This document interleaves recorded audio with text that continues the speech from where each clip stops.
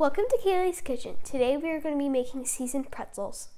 This is an awesome party snack.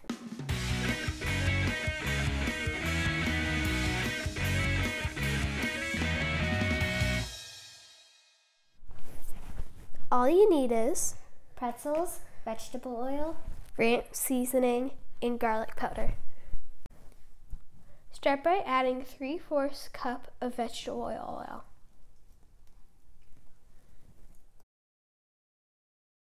Then add 1/2 cup of ranch seasoning. Now 1 teaspoon of garlic powder. Now whisk it all together. Down in the description, I have great party snacks. If you want to make it spicy, add 1/4 teaspoon of cayenne pepper. Comment down below if you would do it the regular way or the spicy way. Now add 16 ounces of pretzels.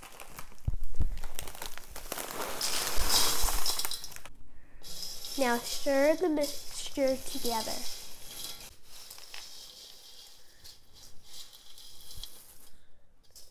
Now dump them out onto a baking tray. Then spread them out.